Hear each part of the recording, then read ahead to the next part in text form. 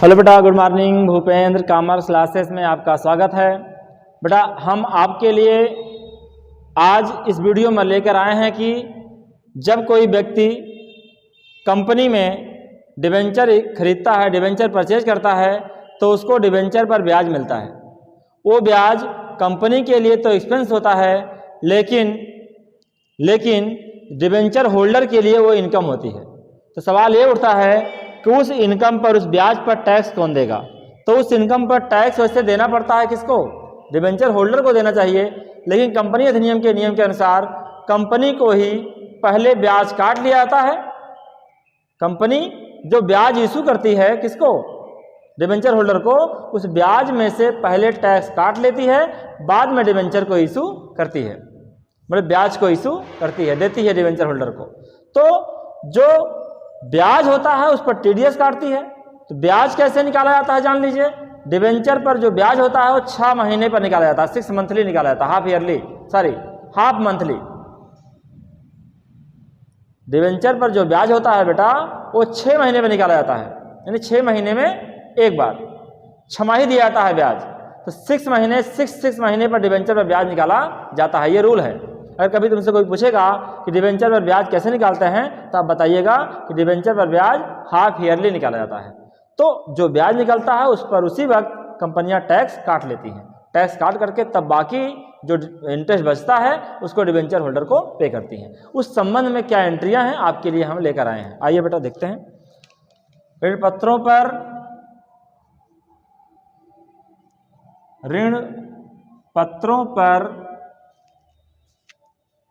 पत्रों की ब्याज पर आय कर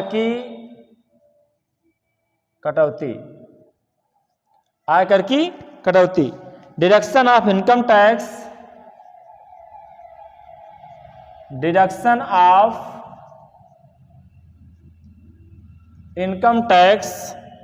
on the interest on debenture,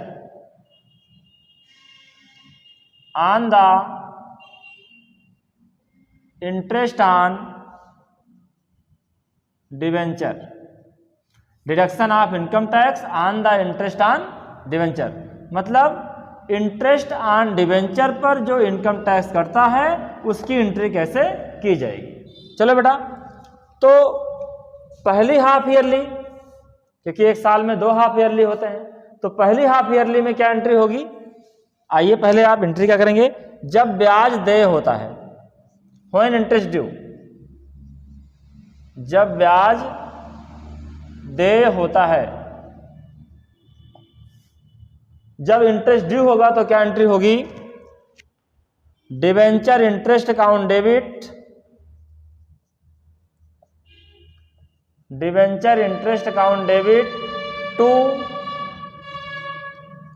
to debenture holders account,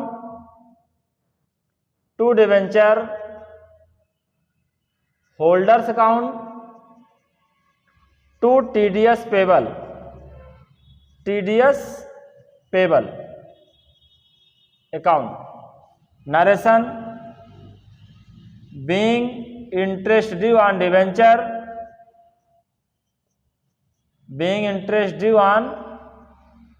debenture and TDS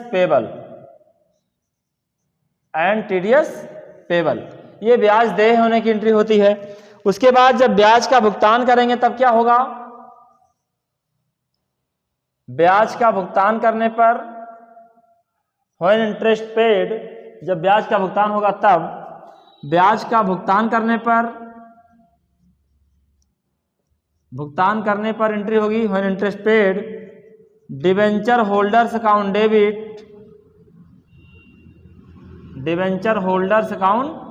debit to bank account being interest paid या being interest on debenture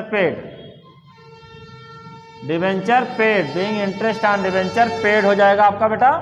इसके बाद क्या होता है? आप टीडीएस जो टैक्स काटे हैं ना उसको पेमेंट करेंगे।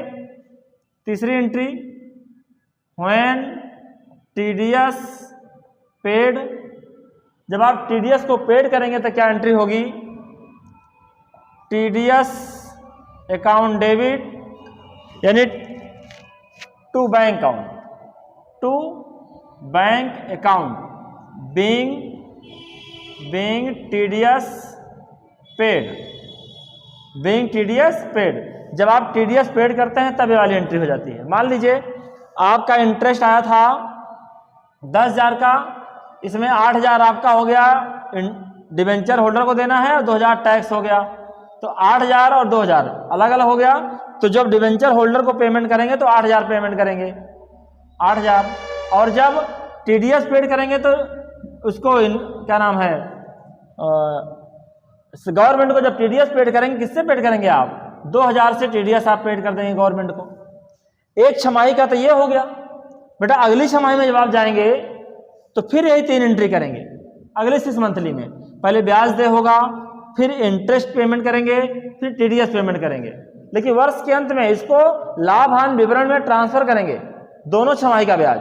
जैसे एक छमाही में 10,000 ब्याज आया था, अगली छमाही में भी तो 10,000 आएगा, तो 10-10 कितना हुआ, 20।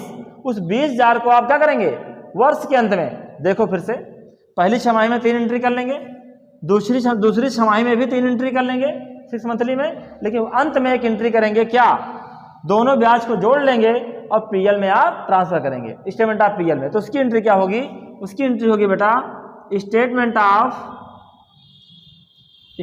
Of profit and loss account debit to interest on debenture account, to interest on debenture account. आपका नरेशन हो जाएगा being interest on debenture, transferred to